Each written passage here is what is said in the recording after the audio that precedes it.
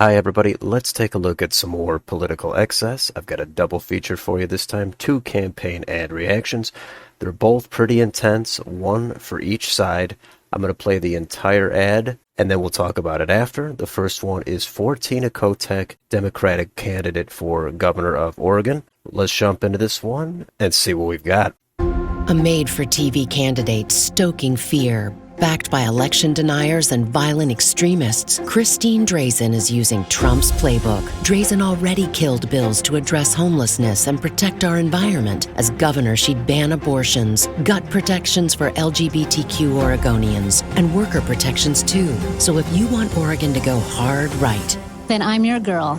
Drazan's the wrong direction for Oregon. Paid for by Friends of Tina Kotek, 4792. Alright, that is the Tina Kotek ad. It hits Christine Drazan, the Republican, really hard. I think at this point they're both ignoring the third-party candidate, Betsy Johnson, the independent. And this goes right into the main scare tactics, tying her to Donald Trump, January 6th, abortion, even workers' rights. Those are all the main things that Democrats really pride themselves on being on the other side on. And they're not holding back. They've got the red tint over this screen. They got the suspenseful music. They've got quick cuts of all these different shots of forests burning and Donald Trump and Christine Drazan. This is designed to motivate that Democratic base. Get them out, because if you don't come out, all this horrible stuff is going to come true. I will admit most of this stuff is pretty much what we hear all the time, but to put it all in one ad right at the end, there's nothing left to say. It's basically vote for Tina Kotek or Oregon is finished. That's what I take from this ad. Probably effective enough, but let's move on to the second ad, which is for Kari Lake, Republican nominee for governor of Arizona.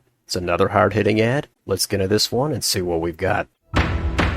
Katie Hobbs is a twice convicted racist. Under Hobbs, a woman was fired just for being black. Katie Hobbs, discrimination hurts. Hobbs then taxed you the settlement fees. Nearly $3 million. And then blamed you for her racism. What Miss Adams experienced is the systemic inequities and racism. But maybe the systemic racism is in her roots. Katie Hobbs organized a mock slave auction. You are out of order. Put freshmen in chains. Katie Hobbs, guilty of racism.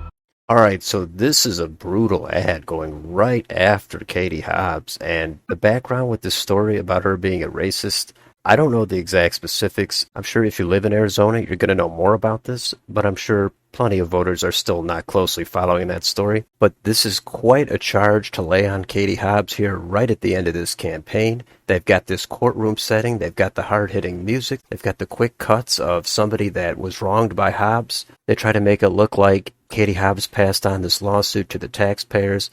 How true that is probably going to be irrelevant, because it's going to be pretty bad to hear that. And when Katie Hobbs speaks, she does not really sound that persuasive or likable. So hearing her try to defend this probably falls flat. They also bring up stuff, I guess that's from Katie Hobbs' yearbook from back in school. I'm not sure how long ago that is, but I'm not huge on digging up things from 20 or 30 years ago and tying that to candidates in the present. I think that's a little bit unfair. And again, I don't know the specifics of this case, but I'm not huge on making everything about you're a racist. But I will say that playbook is so frequently used against Republicans. But in this ad, Kari Lake flipping it and using that against Katie Hobbs, the Democrat, that's something we don't see too often. It's probably refreshing for a lot of voters to see, as nothing is really held back in either of these ads. They're both totally designed to scare anybody in the middle that might be undecided.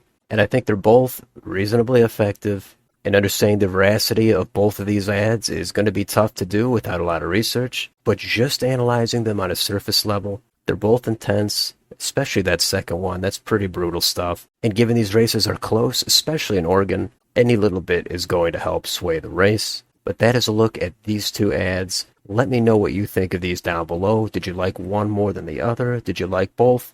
Did you hate both of them? Let me know in the comments. And if you enjoy this channel, please like, share, and subscribe. Thank you for watching, and I will see you on the next video.